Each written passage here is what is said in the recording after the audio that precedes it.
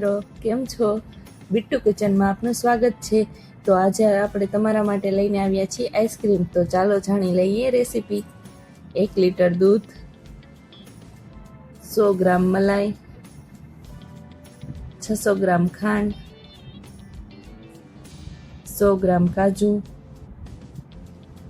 100 ગ્રામ chocolate chips, 100 ગ્રામ ટૂટી Frooti, 200 ગ્રામ બદામની કતરણ, 250 ગ્રામ custard powder. સૌપ્રથમ આપણે gas ચાલુ કરીને લોયામાં 1 લીટર જેટલું દૂધ લેશું. દૂધને ધીમા તાપે ગરમ કરવાનું છે અને થોડા થોડા ટાઈમે હલાવતું રહેવાનું છે, જેથી દૂધ નીચે ચોંટી ના જાય.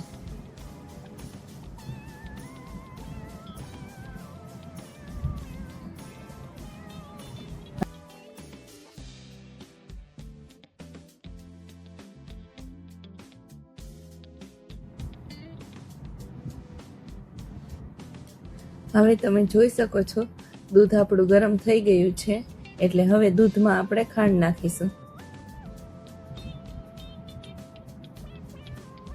ખાંડ નાખ્યા બાદ આપણે ધીમા તાપે દૂધનો ઉભરો લેવાનો છે.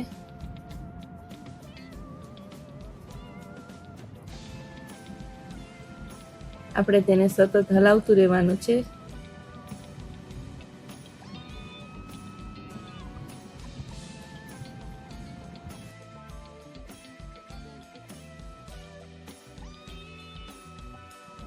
હવે તમે જોઈ શકો છો ઉભરો આવી ગયો છે. હવે આપણે એને ધીમા તાપે રાખીશું અને સાઈડમાં આપણે થોડુંક ઠંડુ દૂધ લઈને તેમાં કસ્ટર્ડ પાવડરને મિક્સ કરીશું. કસ્ટર્ડ પાવડર મિક્સ કરતી વખતે સરખું હલાવવાનું છે.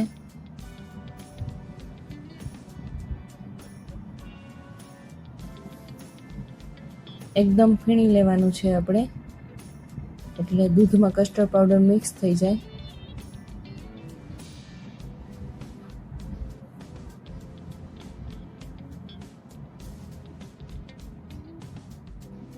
ત્યારબાદ ગરમ થયેલા દૂધમાં આપણે કસ્ટર્ડ પાવડર નાખીશું.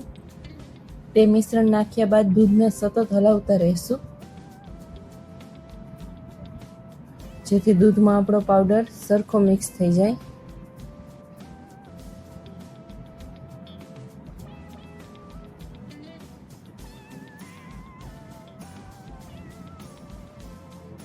ધીમા તાપે આપણે દૂધ સતત હલાવતું રહેવાનું છે.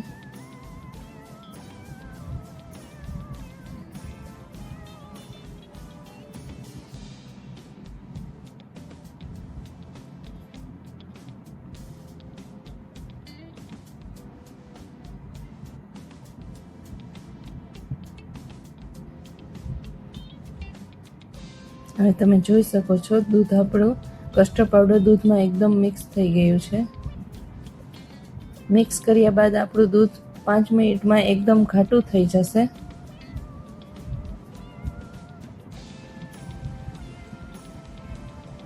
તમે હવે જોઈ શકો છો ધીમે ધીમે ઘટ થતું જાય છે.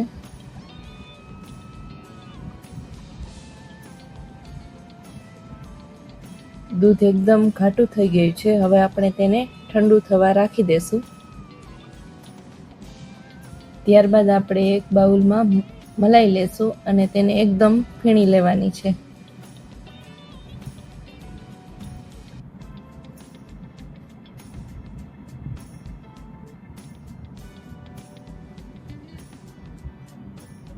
તમે જોઈ શકો છો મલાઈ આપણી રેડી છે.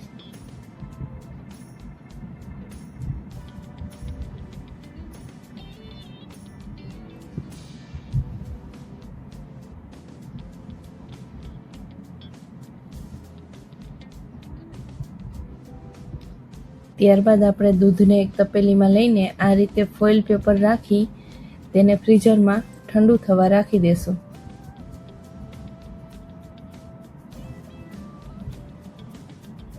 આપણું મિશ્રણ એકદમ ઘટ થઈ ગયું છે. ત્યારબાદ આપણે તેને ફીણી લેવાનું છે. બ્લેન્ડર દ્વારા આપણે તેને ફીણી લેશું, એટલે એકદમ આપણું ક્રીમી આઈસ્ક્રીમ બને.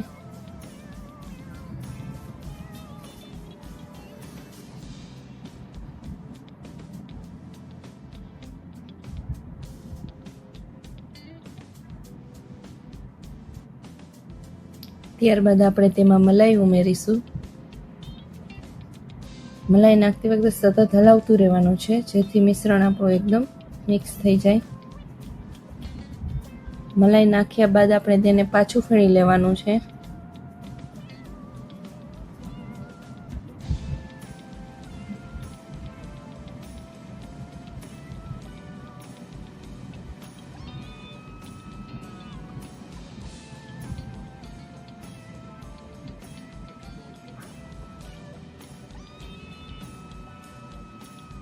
હવે તમે જોઈ શકો છો આપણું મિશ્રણ એકદમ રેડી છે. હવે તેમાં આપણે કાજુ બદામ, ચોકલેટ ચિપ્સ, તૂટી ફૂટી બધું આપણે નાખી દઈશું અને એકદમ પાછું મિક્સ કરી દઈશું.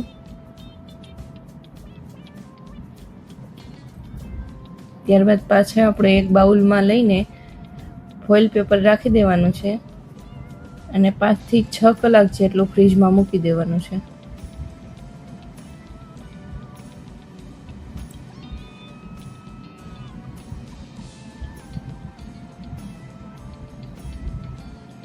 આપણો આઈસ્ક્રીમ એકદમ રેડી છે. તમે પણ ઘરે ટ્રાય કરો અને કહેજો કેવો બન્યો. અને અમારા વિડીયોને લાઈક કરજો, શેર કરજો અને સબસ્ક્રાઈબ કરજો. Thank you.